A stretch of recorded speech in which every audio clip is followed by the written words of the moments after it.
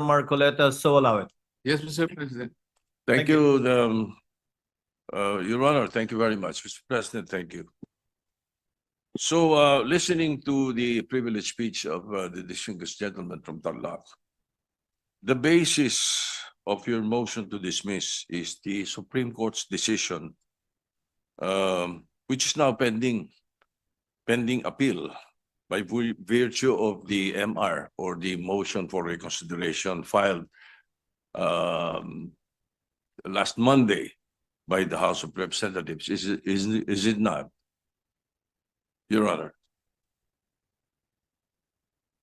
The question whether is it Yes, your subject basis to for appeal. your motion to dismiss is based on the Supreme Court decision that the so-called impeachment is unconstitutional, based on their decision. Yes, Mr. President, Your Honor. That's very, very clear and categorical.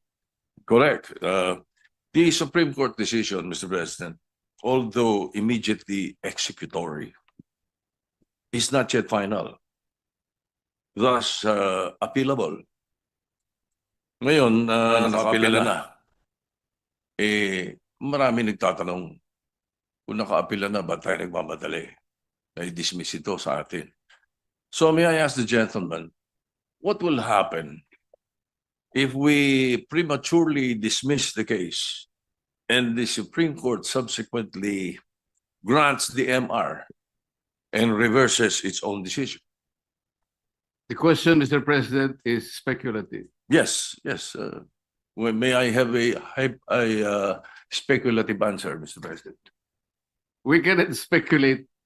We can only guess, second guess, because on the basis of our experience as a practicing lawyer, Mr. President, ito pong ganitong klaseng desisyon, talaga pong wala na pong kaduda-duda na kahit po mag-file pa tayo ng motion for reconsideration. We are hoping against hope. It is as if we are wishing for the moon.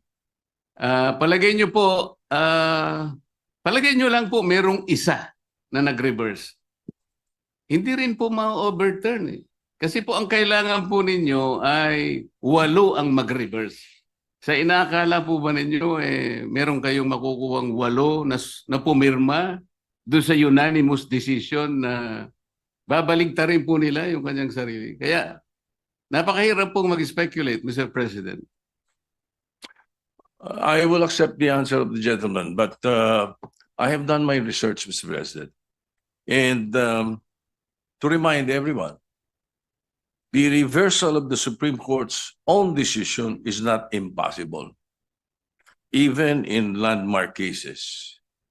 In the case of Labogal, Bilaan Tribal Association Incorporated versus Victor Ramos, GR number 127882, December 1st, 2004, questioning the constitutionality of Republic Act 7942 or the mining law, the Philippine mining law.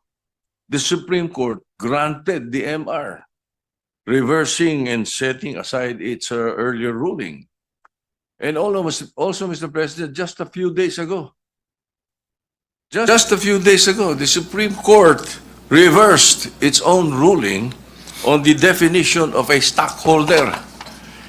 This is the case of Lily Lopez versus Lolito Lopez with GR numbers 25497-957-58. So may kasabihan po tayo, ang tumatakbo ng matulin, kung matinik ay malalim.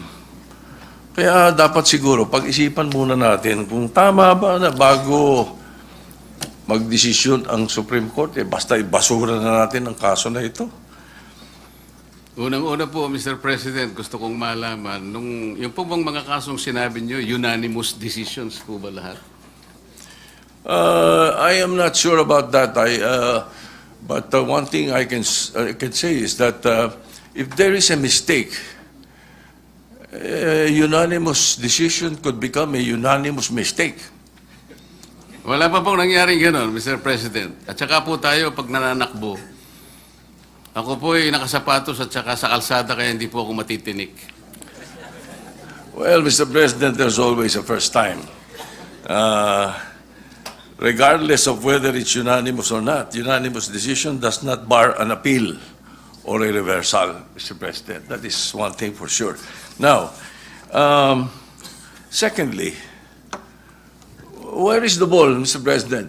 Or meaning the impeachment case itself? Is it in the Senate or in the impeachment court? Didn't the impeachment court throw it back, remanded, returned to the House of Representatives? So what are we dismissing in the Senate kung wala sa atin ang kaso? Can we continue hearing the case and dismissing it without the impeachment case in our hands? Can we throw the ball out when the ball is not in our possession? Siguro naman dapat magkaroon tayo ng tinatawag nating sense of proper sequencing of moves. Nasaan po ba yung impeachment case? Mr. President, kanina po sa aking clarificatory statement, ang sabi ko nga po, yung ginawa pong initial proceedings noong 19th Congress Senate, yun po ay nangyari sa panahon po ng 19th Congress at lahat po yun ay naisantabi lahat sapagkat natapos nga po ang termino ng 19th Congress on June 30, 2024. Kaya po natin sinasabi, Mr. President, na dinidismiss na po natin ngayon sapagkat tayo po ang nasa lugar na sinasabihan ng Korte Suprema nung sabihin niyang ito ay immediately executory. Sino pong mag-i-execute nun? Hindi naman po i-execute yun ng House of Representatives. Maliwanag naman po na tayo lamang ang tinakdaan ng kataas-taasang hukuman na gumawa ng paraan para isantabi na po ang usaping ito sapagkat napagtibay nga nila na ito'y unconstitutional, void ab initio, at wala na po tayong jurisdiction para dito. Thank you, Mr. President. Your Honor, thank you. But as I said earlier, not because it is immediate and executory does not mean it's not appealable. Now, to continue, Mr. President, I hope you don't mind. I will be posing a question, but then I will be doing a manifestation based on this question that I will be posing. So I'm certain that the gentleman from Canal Rock has read the 97 pages ruling of the Supreme Court to come up with this motion. So the question is, must we agree on the statement of the decision of the Supreme Court on page 3, page 56, as basis that the one-year ban has set in? With that question, allow me to proceed with my manifestation with your permission, Mr. President. For the benefit of our colleagues, my colleagues, the last paragraph of page 3 states that, quote, since the 19th Congress terminated, the 3 impeachment complaints became enacted upon, end of quote. Again, this was reiterated in page 56, second paragraph of Roman numeral 5. It says, quote, the House of Representatives, however, was unable to act on the first 3 impeachment complaints because of the adjournment of the 19th Congress. To continue, for constitutional purposes, the first 3 complaints were effectively dismissed. In both instances, Mr. President, the Supreme Court was referring to the February 5, 2025 adjournment. But they have, erroneously believed that the said adjournment is the same adjournment with the sine die adjournment that ends a Congress. It is not. February 5 did not terminate the 19th Congress as stated in the decision. The sine die adjournment of the 19th Congress was on June 13, 2025, wherein the last session day was last June 11. Mr. President, and for the information of the public, there is a world of difference between adjournment versus adjournment sine die. Sa atin, pag nag-adjourn tayo for the Christmas break, nag-adjourn for the Easter break, nag-adjourn for the election period, nothing dies. The treaties, bills, resolutions, anything filed continues. It is never archived. Well, perhaps the lawyers of the ponentes did not realize that, or they were not familiar with the rules of Congress. As I said, this is a world of difference. Now, this is a transcendental case. Ang laking constitutional issue. Wala man lang oral arguments, or at the very least, a consultation with some members of Congress or members of the bar na nakakaintindi ng rules ng Congress regarding the procedure. In that matter alone, Mr. President, kasabihan ninyo mga lawyer, falsus omnibus, falsus unos, falsus omnibus. Mistake in one, mistake in all. In that manner, they wouldn't have decided based on their unfamiliarity with the legislative process. May mali agad eh. Pati ba legislative rules natin gusto nilang palitan? Ganun ba yun? Maybe not everyone may appreciate the importance of the legislative calendar of Congress. But us, it is a big deal. That's why I'm stressing this point. Concurrent joint resolution pa nga when we approve this calendar, only to be misinterpreted and used erroneously in this case. Nag-adjourn daw yung 19th Congress. Kaya na-archive lahat. Now, may kinopya lang, kopya, mamali pa. Sabi nga kanina ng ating distinguished gentleman from Tarlac, Hilaw. Hilaw yung complaint. Hilaw din yung decision. In addition to this factual error, Mr. President, it can be seen in the website of the House of Representatives that the 3 impeachment complaints were referred to the Committee on Rules and were consigned to the archives on February 6, not February 5, as claimed in page 78 of the decision. Nag-housekeeping lang ang House, kaya in-archive, hindi to end the Congress.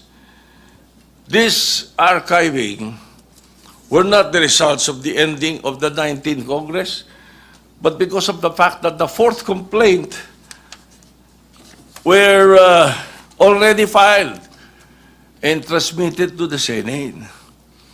Eh dito pa lang, Mr. President, pilit na patunayan na barred ang 4th complaint. Kapag ayaw, may dahilan. Kapag gusto, may paraan. Now, to continue, Mr. President, and this is very much related. The Supreme Court, by the way, if it is wrong, if the complaint done by the House of Representatives was wrong, we cannot correct a wrong with another wrong. The Supreme Court essentially amended the Constitution by removing the third mode of filing of impeachment complaint. This third and speedy mode was enshrined there for a reason. In times that there is an urgent need to impeach a person who is influential and powerful and may use his position to evade the law, the third mode, which is the fastest way, was provided in the Constitution. Why did they ask? Why don't you ask the authors of this provision in the Constitution? Constitutionalists or CONCON delegates Munsod, Ascuna, Sarmiento. So, Mr. President, continuing, if the Supreme Court is now changing the meaning of initiating, then at the very least, please apply it prospectively. However, they are applying this new ruling retroactively, which is a violation of the doctrine of operative facts.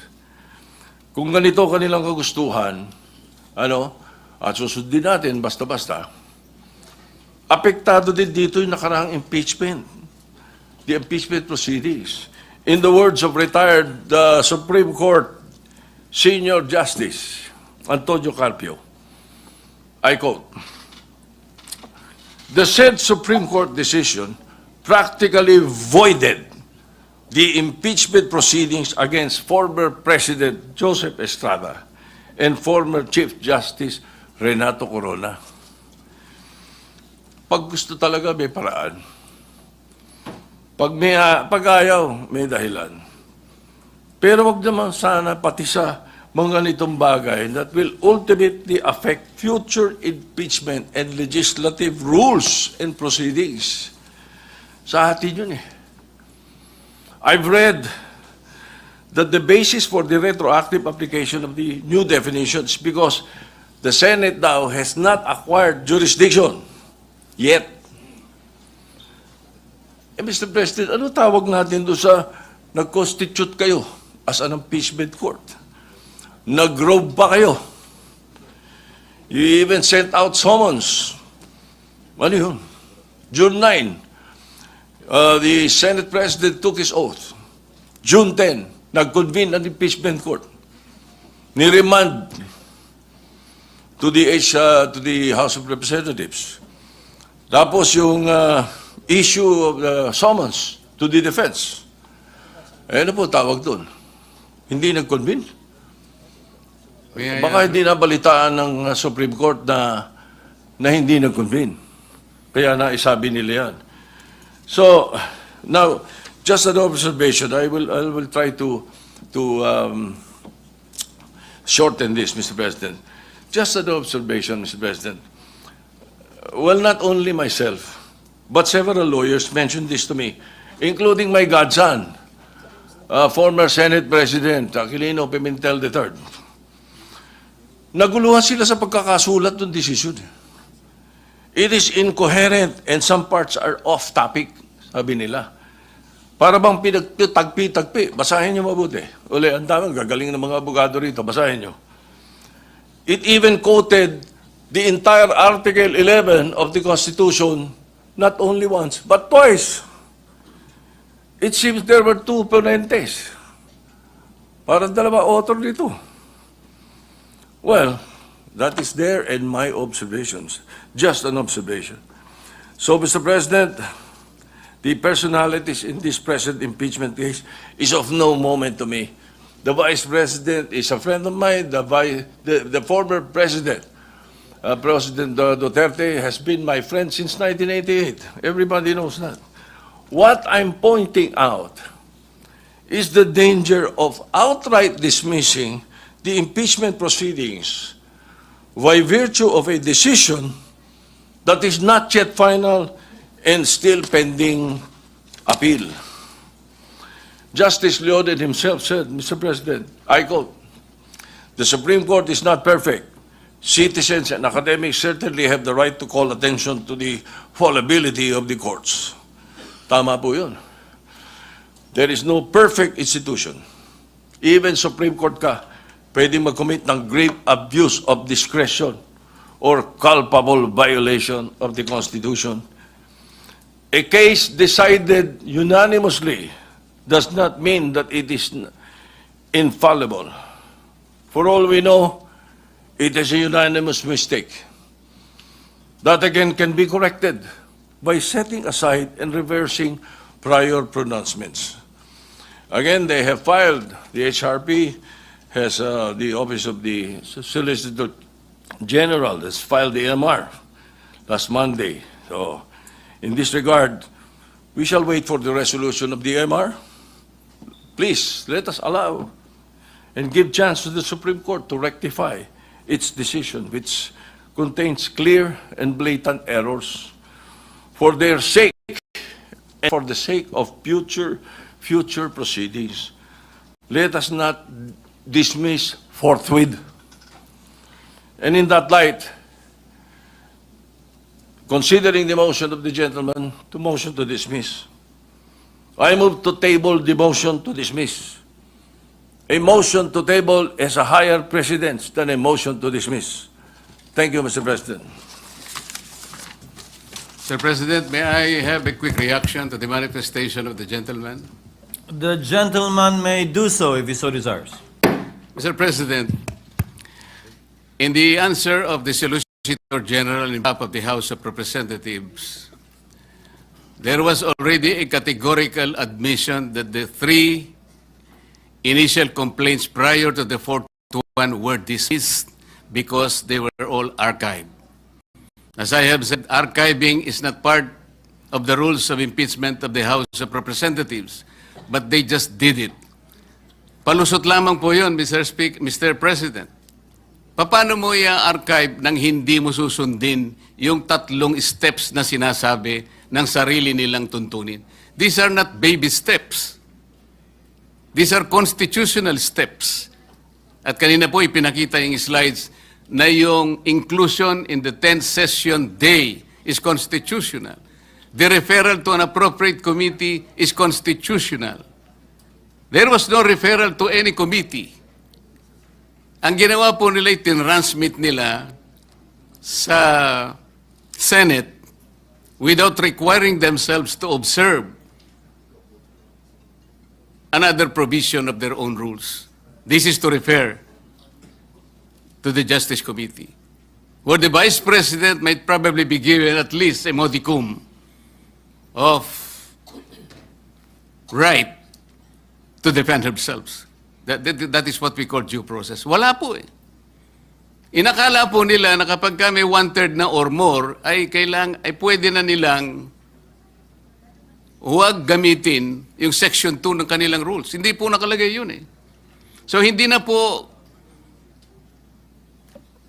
kailangan na i-distingue pa natin yung adjournment and sine die adjournment. Kasi inadmit na rin po na in-archive nila kahit na wala po sa tuntunin. Kanina sa manifestation, tinanong din po. Kung wala tayong jurisdiction, paano yung unang initial proceedings? Pwede po yung initial proceedings ninyo will be considered under the doctrine of operative facts. Hindi pa po na-declare na wala pang jurisdiction ang Senate at that time. Ngayon lang po nangyari. Kaya po yung ginawa ng Senate of the 19th Congress, tama pa rin po eh. Wala pa pong declaration noon. Kaya lang, ang kagaya po ng aking clarification na sinabi, all these initial proceedings conducted in the Senate of the 19th Congress were not officially transmitted to the 20th Congress, where I myself belong, a Congress of different composition.